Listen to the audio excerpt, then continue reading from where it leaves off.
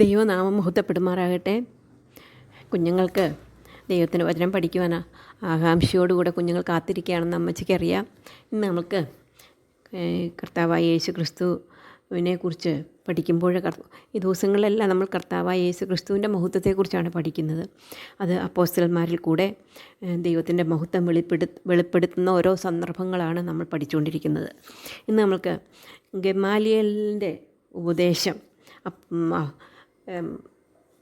ശാസ്ത്രിമാരും ന്യായാധിപ സംഘവും മഹാപുരോഹിതന്മാരും ഒക്കെ എങ്ങനെ സ്വീകരിച്ചു എന്ന് നമുക്ക് നോക്കാം. അപ്പോൾ അത് നോക്കുന്നതിന് മുമ്പായിട്ട് നമുക്കൊരു വാക്യം പഠിക്കാം. അപ്പോസ്തല പ്രവൃത്തികൾ 5:41 വാക്യം. തിരുനാമത്തിനു വേണ്ടി അപമാനം സഹിപ്പാൻ യോഗ്യരായി എണ്ണപ്പെടുകയാൽ അവർ സന്തോഷിച്ചും കൊണ്ട് ന്യായാധിപ സംഘത്തിൻ്റെ മുമ്പിൽ നിന്ന് പുറപ്പെട്ടു പോയി. വളരെ എളുപ്പമുള്ളൊരു വാക്യമാണ് ഇവിടെ. എന്നാൽ വളരെ അത്ഭുതകരമായിട്ടൊരു കാര്യമാണ്. അപമാനം സഹിക്കുന്ന ആർക്കെങ്കിലും ഇഷ്ടമാണോ? അത് സന്തോഷമാണോ? അല്ല. പലപ്പോഴും അപമാനം സഹിക്കുമ്പോൾ നമ്മൾക്ക് ദേഷ്യം ഉണ്ടാകും, നമ്മൾ പിറുപിറുക്കും, അങ്ങനെയാണ് ചെയ്യുന്നത്. എന്നാൽ അപ്പോസ്തലന്മാർ അവർക്ക് അപമാനം കിട്ടിയപ്പോൾ അവർക്കത് ദൈവത്തിനു വേണ്ടിയുള്ള അപമാനമാണ്. അത് കിട്ടിയപ്പോൾ അവർ സന്തോഷിച്ചു എന്നാണ് വായിക്കുന്നത്. അപ്പോൾ നമുക്ക് ഈ വാക്യം ഒന്നും കൂടെ പഠിക്കാം. അപ്പോസ്തല പ്രവൃത്തികൾ 5:41 വാക്യം. തിരുനാമത്തിനു വേണ്ടി അപമാനം സഹിപ്പാൻ യോഗ്യരായി എണ്ണപ്പെടുകയാൽ അവർ സന്തോഷിച്ചും കൊണ്ട് ന്യായാധിപ സംഘത്തിൻ്റെ മുമ്പിൽ നിന്ന് പുറപ്പെട്ടു പോയി. അപ്പോൾ മഹാപുരോഹിതന്മാരും ശാസ്ത്രിമാരും സദൂക്യരും ഒക്കെയും കൂടി ന്യായാധിപ സംഘത്തെയും മൂപ്പന്മാരെയും ഒക്കെ വിളിച്ചു വരുത്തി അവർ തടവിൽ നിന്ന് അപ്പോസ്തലന്മാരെ വരുത്തി അവരുടെ മുമ്പാകെ നിർത്തി. എന്നാൽ അവരോട് ക്വസ്റ്റ്യൻ ചോദിച്ചു. എന്നാൽ അതിന് ഉത്തരം പറഞ്ഞപ്പോൾ അവർ കർത്താവായ യേശുക്രിസ്തുവിനെയും യേശുക്രിസ്തു നിങ്ങളാണ് ക്രൂശിച്ചതെന്നുള്ള സുവിശേഷം വളരെ വ്യക്തമായിട്ട് പറഞ്ഞു കഴിഞ്ഞപ്പോൾ ഇവർക്ക് ഭയങ്കരമായിട്ട് ദേഷ്യമുണ്ടായി. ആ ദേഷ്യത്തിൻ്റെ കാരണം കൊണ്ട് അവർ എങ്ങനെയെങ്കിലും ഈ അവർക്ക് കോപം അങ്ങ് ജ്വലിച്ചു. അവരെങ്ങനെയെങ്കിലും ഈ അപ്പോസ്തലന്മാരെ കൊല്ലണമെന്ന പ്ലാനിട്ടു. അങ്ങനെ അപ്പോസ്തലന്മാരെ ന്യായാധിപ സംഘത്തിൻ്റെ മുമ്പാകെ നിൽക്കുകയാണ്.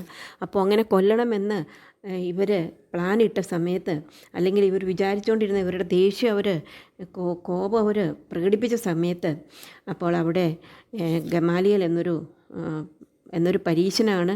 മാത്രമല്ല ഗമാലിയേൽ ഒരു ലോയറും ഒരു ടീച്ചറുമൊക്കെയാണ്, വക്കീലും ടീച്ചറുമൊക്കെയാണ്. അപ്പോൾ അദ്ദേഹം ഇവരോട് പറഞ്ഞു, ഈ അപ്പോസ്തലന്മാരെ കുറച്ച് നേരത്തേക്കൊന്ന് പുറത്തേക്ക് കൊണ്ടുപോകാൻ പറഞ്ഞു. അങ്ങനെ അപ്പോസ്തലന്മാർ പുറത്ത് പോയി കഴിഞ്ഞപ്പോൾ ഈ ഗമാലിയേൽ വളരെ വളരെ വാക്ചാതുര്യത്തോടു കൂടി ഇവരോട് പറഞ്ഞു, മഹാപുരോഹിതന്മാരോടും ശാസ്ത്രിമാരോടും മൂപ്പന്മാരോടും ഒക്കെ പറഞ്ഞു, നിങ്ങൾ ചെയ്യുന്ന ഈ കാര്യം വളരെ സൂക്ഷിച്ച് ചെയ്യേണ്ടത് ആവശ്യമാണ്. കാരണം നിങ്ങൾ ഈ മനുഷ്യരുടെ കാര്യത്തിൽ എന്ത് ചെയ്യുവാൻ പോകുന്നു എന്നുള്ളത് സൂക്ഷിക്കണം. പണ്ട് തദ്ദാസ് എന്നൊരുവൻ എഴുന്നേറ്റ് താൻ മഹാൻ എന്ന് നടിച്ചു. 400 പുരുഷന്മാർ അവനോടുകൂടെ കൂടി. അങ്ങനെയൊരു സംഭവം നിങ്ങൾക്കെല്ലാം അറിയാമെന്നാണ്. എന്നാൽ എന്ത് സംഭവിച്ചു? അവൻ നശിക്കുകയും അവനോട് കൂടിയവർ ചിതറിപ്പോവുകയും ചെയ്തു. അതിൻ്റെ ശേഷം ഗലീലക്കാരനായ യൂദാസ് ചാർത്തലിൻ്റെ കാലത്ത് എഴുന്നേറ്റ് ജനത്തെ അവൻ്റെ പക്ഷം ചേരുവാൻ വശീകരിച്ചു. അനേകർ അവൻ്റെ പക്ഷം ചേർന്നു. അവനും നശിച്ചു. അവനെ അനുഗമിച്ചവരൊക്കെയും ചിതറിപ്പോയി. ആകയാൽ ഈ മനുഷ്യരെ വിട്ട് ഒഴിഞ്ഞുകൊള്ളുവിൻ. ഇവർ യേശുക്രിസ്തുവിൻ്റെ അത്ഭുതങ്ങളെ യേശുക്രിസ്തുവിനെയും കുറിച്ച് പറയുകയാണ്. ഇത് മാനുഷം എന്ന് വരികിൽ ഇത് മറ്റത് തദ്ദാസിന് പറ്റിയതുപോലെയും യൂദാസിന് പറ്റിയതുപോലെയൊക്കെ ഇതും കുറച്ച് കഴിയുമ്പോൾ അത് നശിച്ചു പോകും, ഇവരും ചിതറിപ്പോകും. എന്നാൽ ഇത് ദൈവികമെങ്കിലോ നിങ്ങൾക്കത് നശിപ്പിക്കാൻ കഴിയുകയില്ല. അതുകൊണ്ട് നിങ്ങൾ ദൈവത്തോട് പോരാടുന്നവർ എന്ന് വരും. ഇത് കേട്ടപ്പോൾ ഇവരുടെ കോപമൊക്കെ ശമിച്ചു. ഇവർ ചിന്തിച്ചു, അവർ വിചാരിച്ചു, അവർ അത് ഗമാലിയേൽ പറയുന്നത് അനുസരിച്ചു. എന്നാൽ അപ്പോസ്തലന്മാരെ വരുത്തി, ഇന്നസെൻ്റായിട്ടുള്ളവരാണ്, ഒരു തെറ്റും ചെയ്യാത്തവരാണ്, എന്നാൽ അവരെ അടുപ്പിച്ചതിന് ശേഷം പറഞ്ഞു, ഇനി നീ ഈ കാര്യങ്ങളൊന്നും പറയരുതെന്ന് പറഞ്ഞ് അവരെ വിട്ടയച്ചു. എന്നാൽ ഇവരെ അടുപ്പിച്ചു, ഇവരെ അപമാനിച്ചു വിട്ടതുകൊണ്ട് ഇവർക്ക് എന്ത് ചെയ്തു? ഇവർക്ക് വലിയ സന്തോഷമായി. ഇവർ കർത്താവിന് വേണ്ടി അപമാനം സഹിക്കുന്നതിൽ ഒരു അവസരം കിട്ടിയതോർത്ത് ദൈവത്തെ സന്തോഷിച്ചും കൊണ്ട് ന്യായാധിപ സംഘത്തിൻ്റെ നിന്ന് പുറത്തു പോയി. മാത്രമല്ല അവർ കുറച്ചും കൂടെ ഉത്സാഹത്തോടു കൂടി ദേവാലയത്തും വീട് തോറും കർത്താവായ യേശുക്രിസ്തുവിനെക്കുറിച്ച് ഉപദേശിക്കുകയും അവനെക്കുറിച്ച് സാക്ഷിക്കുകയും ചെയ്തുകൊണ്ടിരുന്നു. നമുക്ക് ആ വാക്യം ഒന്നും കൂടെ പഠിക്കാം. അപ്പോസ്തല പ്രവൃത്തികൾ 5:41 വാക്യം. തിരുനാമത്തിനു വേണ്ടി അപമാനം സഹിപ്പാൻ യോഗ്യരായി എണ്ണപ്പെടുകയാൽ അവർ സന്തോഷിച്ചും കൊണ്ട് ന്യായാധിപ സംഘത്തിൽ മുമ്പിൽ നിന്ന് പുറപ്പെട്ടു പോയി. നമുക്കിത് അനേക ഗുണപാഠങ്ങളുണ്ട്. അതിൽ നമുക്ക് പഠിക്കാം. ഒന്നാമതായിട്ട് ദൈവം തൻ്റെ മക്കളെ വിടുവിക്കുന്നു. മഹാപുരോഹിതന്മാരും മൂപ്പന്മാരും അപ്പോസ്തലന്മാരും ഒക്കെ അപ്പോസ്തലന്മാരെ കൊല്ലുവാനായിട്ട് നോക്കുന്നു. എന്നാൽ ദൈവം അവരെ ഗമാലിയേലിൻ്റെ ആലോചനയിൽ കൂടി അവരെ വിടുവിക്കുന്നു. രണ്ടാമതായി ദൈവത്തിനായി കാത്തിരിക്കുന്നവനെ അവൻ തക്ക സമയത്ത് വിടുവിക്കും. മൂന്നാമതായി അവർക്ക് മാനുഷ്യഭയം ഒട്ടുമില്ലായിരുന്നു. കാരണം അവർ ദൈവത്തെ ഭയപ്പെട്ടു, ദൈവത്തിൽ വിശ്വസിച്ചു. നാലാമതായി അപ്പോസ്തലന്മാർ ദൈവത്തിനു വേണ്ടി അപമാനം സഹിക്കുന്ന ഭാഗ്യമെന്ന് എണ്ണി.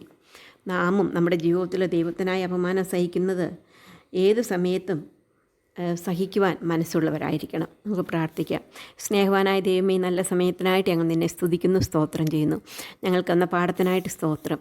കർത്താവേ, നീ ഞങ്ങളെ വിടുവിക്കുന്നവനും സഹായിക്കുന്നവനും ഞങ്ങളുടെ കാര്യങ്ങൾ നോക്കുന്ന ദൈവമാണ്. അതോർത്ത് ഞങ്ങൾ നിന്നെ സ്തുതിക്കുന്നു. ഞങ്ങളെ സ്നേഹിക്കുന്ന ഒരു ദൈവമായി, കരുതുന്ന ഒരു ദൈവമായി ഞങ്ങൾക്കുണ്ട്. അതോർത്ത് സ്തോത്രം. തക്ക സമയത്ത് ഞങ്ങളെ വിടുവിക്കുന്നു. അതോർത്ത് ഞങ്ങൾ നിന്നെ സ്തുതിക്കുന്നു. അങ്ങയിൽ വിശ്വസിപ്പാനും അങ്ങയിൽ ആശ്രയിപ്പാനും ഞങ്ങളെ സഹായിക്കണം. അങ്ങയ്ക്ക് വേണ്ടി അപമാനം സഹിക്കുന്നവരായിട്ടിരിക്കാൻ ഞങ്ങളെ സഹായിക്കണം. കർത്താവെ, ഞങ്ങളുടെ തെറ്റുകുറ്റങ്ങളെയും പാപങ്ങളെയും ഞങ്ങളോട് ക്ഷമിക്കണം. പരീക്ഷയിൽ ഞങ്ങളെ വിടുവിക്കണം. കർത്താവിനായിട്ട് ജീവിപ്പാൻ ഞങ്ങളെ സഹായിക്കണം. ഞങ്ങളുടെ മാതാപിതാക്കന്മാരെ അനുഗ്രഹിക്കണം. പ്രാർത്ഥന കേട്ടതുകൊണ്ട് സ്തോത്രം. യേശു കർത്താവിൻ്റെ നാമത്തിൽ താഴ്മ വിനയമായിട്ട് അപേക്ഷിക്കുന്നു. ആമേൻ. കുഞ്ഞുങ്ങൾക്ക് ഇത് ഇഷ്ടപ്പെട്ടെങ്കിൽ എന്ത് ചെയ്യണം? ഷെയർ ചെയ്യണം, സബ്സ്ക്രൈബ് ചെയ്യണം. സബ്സ്ക്രൈബ് ചെയ്യുമ്പോൾ ബെല്ലൈക്കണിൽ അമർത്തണം. അപ്പോൾ ഓൾ എന്ന പ്രൊവിഷനിൽ കൂടെ അമർത്തുമ്പോൾ എപ്പോൾ കിട്ടുന്നു എപ്പോൾ ആൻറ്റി ഇടുന്നു അപ്പോൾ നിങ്ങൾക്ക് കിട്ടുവാനിടയായിട്ട് തീരും. Okay, bye bye. May God bless you all.